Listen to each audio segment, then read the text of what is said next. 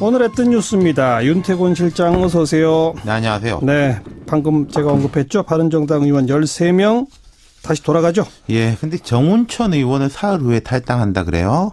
그리고 이은재 의원은 먼저 나갔지 않습니까? 예. 그럼 이제 바른정당 의원이 33명이었는데 13, 14, 15 거의 반가량이 그렇죠. 이제 나가게 되는 거죠. 예, 탈당의 변을 뭐라고 했어요? 오늘 이제 기자회견문을 들어보니까 친북 좌파가 집권하는 걸 막기 위해서다 이러더라고요. 예.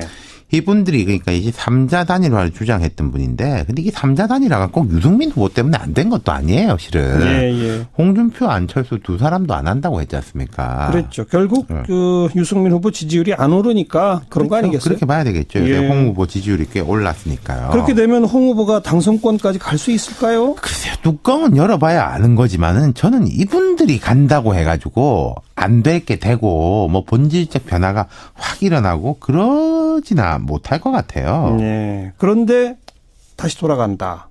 이유가 뭘까요?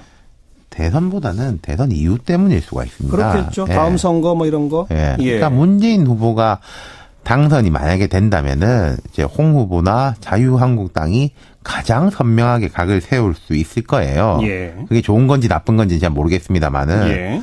좌우 혹은 진보 보수 대립 구도가 부활할 거라는 거죠. 네. 그렇게 되면은 바른정당은 더 존재감을 상실할 수 있다. 예. 그럼 본인들의 정치적 입지도 어려워진다. 예. 이런 판단이라는 거죠. 근데 이런 진보 보수 좌우 대립 구도를 좀 깨보자 하고 만든 게 바른정당이잖아요. 그러니까요. 그러니까 사실 이게 탈당하고 홍 후보 지지 명분을 찾기가 쉽지가 않습니다. 네, 홍 후보가 좀 여러 가지 모습들을 볼 때 이 바른정당이 내세웠던 명분하고 아주 다르고, 그리고 뭐 예를 들어서 지금 한 2, 3% 뒤지고 있기 때문에 조금만 더 하면 당선된다. 이거하고도 또 다르죠. 거리가 멀다는 거죠. 예. 그러니까 이제 정가의 보도격으로 나온 게 뭐 친북 좌파 운이고, 또 이분들 입장에서는 이제 울고 싶은데 뺨 때려준 게 민주당 이해찬 의원이 엊그제 뭐 이번 대선을 통해서 극우 보수를 괴멸시켜야 한다. 예. 우리가 장기 집권해야 된다. 이랬거든요. 예. 그걸 또 이제 주요한 이유로 들었죠. 네.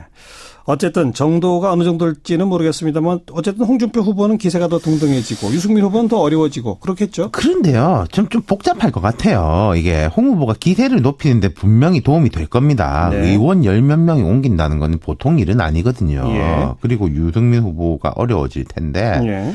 근데 이게 유승민 후보에 대한 응원 목소리도 높아지고 있어요. 반대로. 그렇죠. 근데 물론 그 응원이 실제 지지로 이어지느냐는 또 다른 이야기지만은. 하긴 그렇죠. 예. 예. 유 후보 입장에서는 어찌됐든 간에 뭔가 주목도를 높일 계기가 네. 생긴 것이고, 뭐 상대방, 뭐 여러 사람들이 이렇게 손익계산을 따져보면은 안철수 후보도 어려워질 수 있다. 이게 그렇죠. 표면적으로 보면 그런데 안철수 후보가 또 이 건에 대해 가지고 적대적 공생관계 부활이다. 네. 이번 대선이 무슨 친북 좌파 척결하거나 보수 괴멸시키는 선거냐. 원래 자기 칼날을 내세울 수 있는 이게 명분이 된다는 거죠. 네. 이런 점에서 볼 때 이 사태가 누구한테만 일방적으로 유리하고 일방적으로 불리할 것 같진 않아요. 다 제각각으로 쓸 수 있는 카드가 된다라는 말씀이죠. 탈당한 의원들 가운데 그 법사위원장 권성동 의원 사실 탄핵 소추를 이끌었던 사람이잖아요. 거기다가 김성태, 장제원, 황영철 이 의원들은 탄핵 국면에서 당시에 야당보다도 더 날카로운 면모를 보여가지고 주목받았던 분들이지 않습니까? 청문회에서도 활약했고. 그렇죠. 그러니까 예. 개인적 어려움은 이해되는 바도 있지만 장기적으로 볼 때 이분들이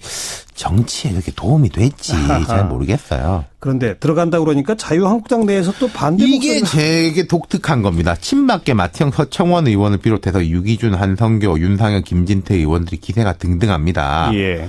일괄 복당시켜주면 내가 나간다.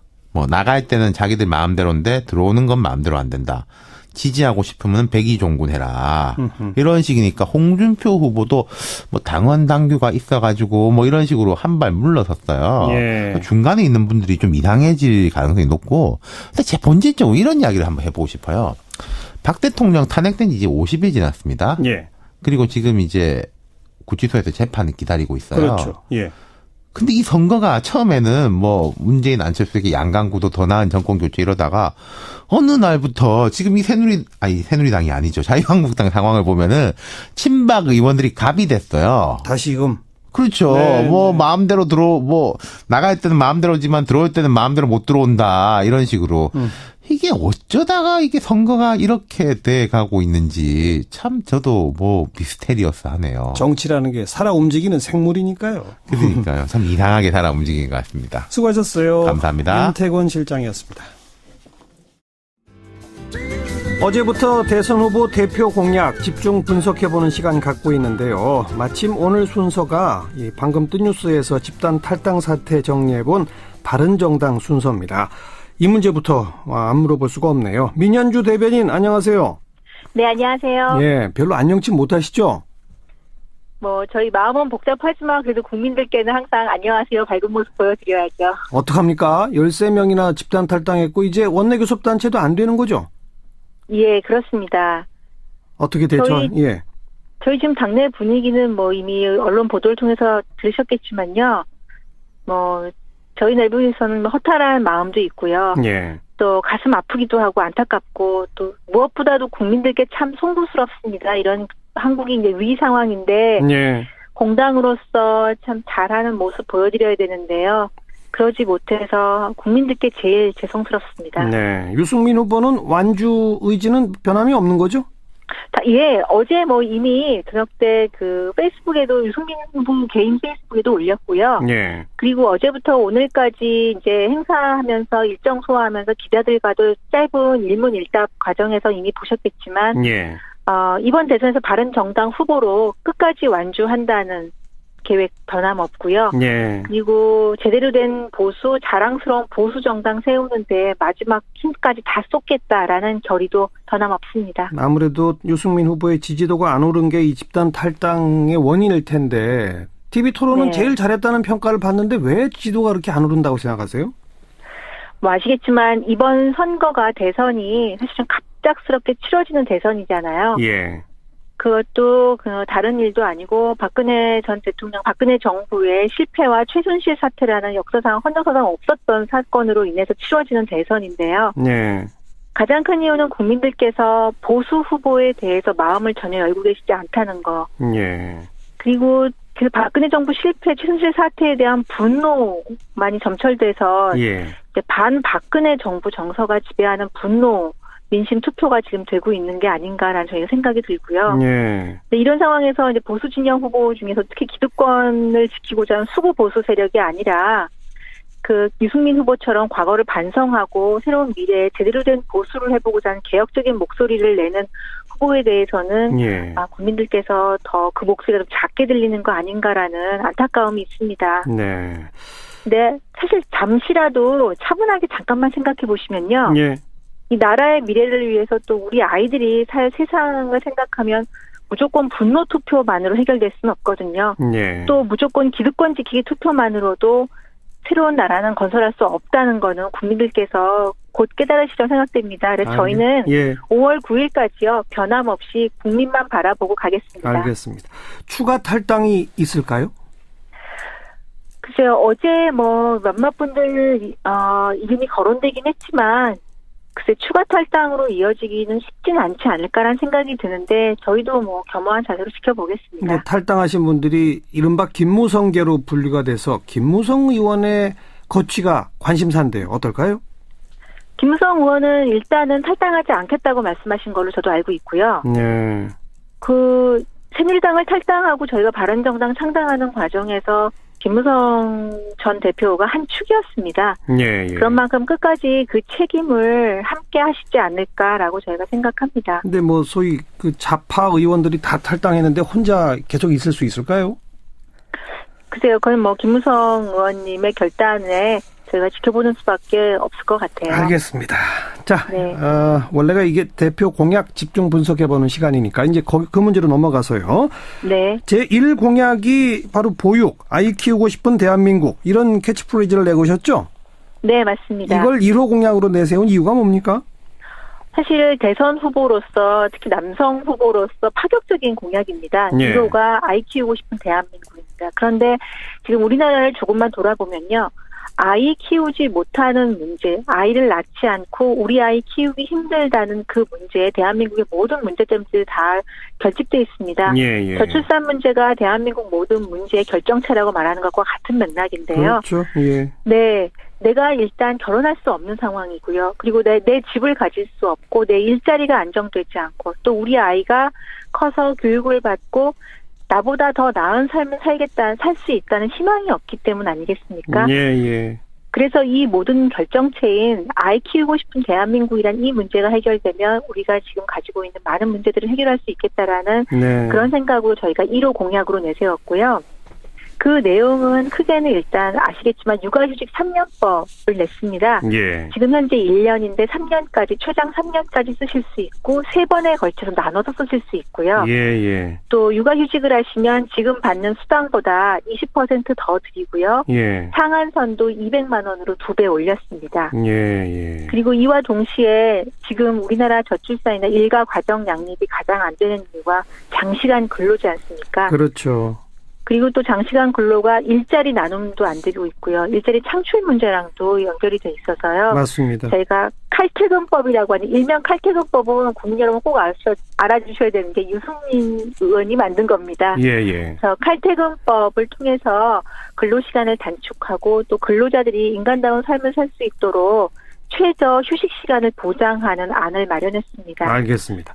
그런데 육아휴직, 네. 칼퇴근 이게 다 법 같은 네. 걸 새롭게 만들더라도 대기업에만 적용된다. 이 특히 네, 작은 네. 규모 기업에는 이게 전혀 먹히지 않는다. 이거 어떻게 하실 겁니까, 그럼? 우선 고용보험이 근로자와 사업주라면 모두 다 가입을 해야 하는데요. 네. 현실적으로 고용보험이라는 것에 가입하지 않은 사업장과 근로자들이 있습니다. 네. 물론 이제 노동법에는 저촉되는 것이지만 현실적인 어려움 때문에 영세 사업장들이 그렇거든요. 예. 근데 육아휴직을 쓰고 육아휴직 수당을 받으려면 고용보험에 가입이 되어 있어야 돼요. 예, 예. 그래서 이렇게 되지 못하는 분들을 위해서 저희가 부모보험이라는 것을 도입하려고 합니다. 그래서 고용보험에 가입되어 있지 않은 사업장과 근로자들께서는 부모보험을 통해서 육아휴직을 활용하고 수당을 받으실 수 있는데요. 예. 처음 부모보험의 기금 마련은 사실은 영세사업장이 내기가 매우 어려운 상황이라서 예. 정부가 주도적으로 마련을 하고요. 예. 다음에 사업장에 따라서 차등적으로 부담하는 안을 마련을 할 겁니다. 네, 네. 또 하나는 말씀하신 대로 이거 대기업 좋은 직장만 더 좋아지는 거 아니냐라는 말씀을 하시는데요. 그렇죠. 사실은 대기업에서도 육아휴직 마음대로 못 쓰고 있는 건 사실입니다. 그렇습니다. 이게 왜냐하면 예, 예. 눈치법이라고 통하거든요. 맞습니다. 눈치법이라서요. 네네. 우리나라 같은 경우에는 국가 지도자의 인식 수준과 국가 지도자의 의지가 가장 중요한 나라 중에 한 나라입니다. 이제까지 대선 공약이나 총선 공약에서는 지도자급 되시는 분들이 육아휴직 주겠다, 뭐 주겠다 하시군요. 예. 막상 딱 선거가 끝나고 나면 나몰라라 하셨거든요. 네. 근데 유승민 후보만큼은 이 문제에 대해서 직접 공부하시고 직접 공약을 만드신 거기 때문에 1호 공약이고 부분은- 또. 네네 1호 공약이고요. 예. 그 저희는 재원 마련도 다 마련을 했고요. 그 방안도요. 예. 그래서 국민 여러분께서 믿고 맡기셔도 후회 없으실 겁니다. 네. 알겠습니다. 대표공약 짚어봤고 하나만 더 여쭤볼게요. 사드 네. 배치에 적극적으로 찬성 입장을 계속 밝혀오셨는데 트럼프 네. 대통령이 이 돈 내라 이래서 지금 여론이 좀 안 좋습니다. 이건 어떻게 보세요?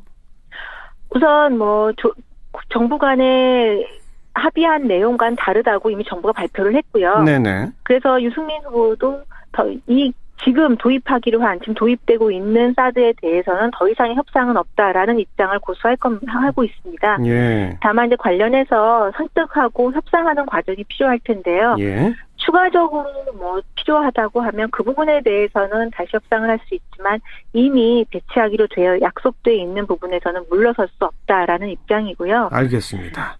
예. 추가적으로 필요하다면 우리가 돈 주고 사올 수도 있다. 그런 거죠? 그 여지는 남겨두시는 거죠? 그렇습니다. 네. 알겠습니다. 오늘 여기까지 말씀드릴게요. 고맙습니다. 예, 감사합니다. 바른정당 선대위의 민현주 대변인이었습니다. 보면은 안철수 후보도 어려워질 수 있다. 이게 그렇죠. 표면적으로 보면 그런데 안철수 후보가 또 이 건에 대해 가지고 적대적 공생관계의 부활이다. 네, 네. 이번 대선이 무슨 친북 좌파 척결하거나 보수 괴멸시키는 선거냐. 원래 자기 칼날을 내세울 수 있는 이게 명분이 된다는 거죠. 네. 이런 점에서 볼 때 이 사태가 누구한테만 일방적으로 유리하고 일방적으로 불리할 것 같진 않아요. 다 제각각으로 쓸 수 있는 카드가 된다라는 말씀이죠. 탈당한 의원들 가운데 그 법사위원장 권성동 의원 사실 탄핵 소추를 이끌었던 사람이잖아요. 거기다가 김성태, 장제원, 황영철 이 의원들은 탄핵 국면에서 당시 야당보다도 더 날카로운 면모를 보여가지고 주목받았던 분들이지 않습니까? 청문회에서도 활약했고. 그렇죠. 그러니까 예. 개인적 어려움은 이해되는 바도 있지만 장기적으로 볼 때 이분들이 정치에 이렇게 도움이 될지 잘 모르겠어요. 그런데 들어간다고 그러니까 자유한국당 내에서 또 반대 이게 목소리가. 되게 독특한 겁니다. 친박계 마태형, 서청원 의원을 비롯해서 유기준, 한성교, 윤상현, 김진태 의원들이 기세가 등등합니다. 예. 일괄 복당시켜주면 내가 나간다. 뭐 나갈 때는 자기들 마음대로인데 들어오는 건 마음대로 안 된다. 지지하고 싶으면 백의종군해라. 이런 식이니까 홍준표 후보도 뭐 당원 당규가 있어가지고 뭐 이런 식으로 한 발 물러섰어요. 예. 중간에 있는 분들이 좀 이상해질 가능성이 높고, 근데 제 본질적으로 이런 이야기를 한번 해보고 싶어요. 박 대통령 탄핵된 지 이제 50일 지났습니다. 예. 그리고 지금 이제 구치소에서 재판을 기다리고 있어요. 그렇죠. 예. 근데 이 선거가 처음에는 뭐 문재인 안철수에게 양강구도 더 나은 정권 교체 이러다가 어느 날부터 지금 이 새누리당이 아니죠. 자유한국당 상황을 보면은 친박 의원들이 갑이 됐어요. 다시금. 그렇죠. 네, 뭐 네. 마음대로 나갈 때는 마음대로지만 들어올 때는 마음대로 못 들어온다. 이런 식으로. 이게 어쩌다가 이게 선거가 이렇게 돼 가고 있는지 참 저도 뭐 미스테리어스하네요. 오늘의 뜬 뉴스입니다. 윤태곤 실장 어서 오세요. 네, 안녕하세요. 네. 방금 제가 언급했죠. 바른정당 의원 13명 다시 돌아가죠. 예, 근데 정운천 의원은 사흘 후에 탈당한다 그래요. 그리고 이은재 의원은 먼저 나갔지 않습니까? 예, 예. 그럼 이제 바른정당 의원이 33명이었는데 13, 14, 15 거의 반가량이 그렇죠. 이제 나가게 되는 거죠. 예. 탈당의 변을 뭐라고 했어요? 오늘 이제 기자회견문을 들어보니까 친북 좌파가 집권하는 걸 막기 위해서다. 이러더라고요. 예. 이분들이 그러니까 이제 3자 단일화를 주장했던 분인데, 근데 이게 3자 단일화가 꼭 유승민 후보 때문에 안 된 것도 아니에요, 실은. 예, 예. 홍준표, 안철수 두 사람도 안 한다고 했지 않습니까? 그랬죠. 결국 그 유승민 후보 지지율이 안 오르니까 그런 거 그렇죠. 아니겠어요? 그렇게 봐야 되겠죠. 예. 홍 후보 지지율이 꽤 올랐으니까요. 그렇게 되면 홍 후보가 당선권까지 갈 수 있을까요? 글쎄요, 뚜껑은 열어봐야 아는 거지만은 저는 이분들이 간다고 해가지고 안 될 게 되고 뭐 본질적 변화가 확 일어나 머리가 멀다는 거죠. 예. 그러니까 이제 정가의 보도격으로 나온 게 뭐 친북 좌파 운이고, 또 이분들 입장에서는 이제 울고 싶은데 뺨 때려준 게 민주당 이해찬 의원이 엊그제 뭐 이번 대선을 통해서 극우 보수를 괴멸시켜야 한다. 예. 우리가 장기 집권해야 된다 이랬거든요. 예. 그걸 또 이제 주요한 이유로 들었죠. 네. 어쨌든 정도가 어느 정도일지는 모르겠습니다만 어쨌든 홍준표 후보는 기세가 더 등등해지고 유승민 후보는 더 어려워지고 그렇겠죠. 그런데요, 좀 복잡할 것 같아요. 이게 홍 후보가 기세를 높이는데 분명히 도움이 될 겁니다. 네. 의원 10몇 명이 옮긴다는 건 보통 일은 아니거든요. 예. 그리고 유승민 후보가 어려워질 텐데, 예. 근데 이게 유승민 후보에 대한 응원 목소리도 높아지고 있어요. 반대로. 그렇죠. 근데 물론 그 응원이 실제 지지로 이어지느냐는 또 다른 이야기지만은. 하긴 그렇죠. 예. 예. 유 후보 입장에서는 어찌됐든 간에 뭔가 주목도를 높일 계기가 네. 생긴 것이고, 뭐 상대방, 뭐 여러 사람들이 이렇게 손익계산을 따져나고 그러지나 못할 것 같아요. 예. 그런데 다시 돌아간다. 이유가 뭘까요? 대선보다는 대선 이유 때문일 수가 있습니다. 그렇겠죠. 예. 다음 선거 뭐 이런 거. 예. 예. 그러니까 문재인 후보가 당선이 만약에 된다면은 이제 홍 후보나 자유한국당이 가장 선명하게 각을 세울 수 있을 거예요. 예. 그게 좋은 건지 나쁜 건지 잘 모르겠습니다만은 예.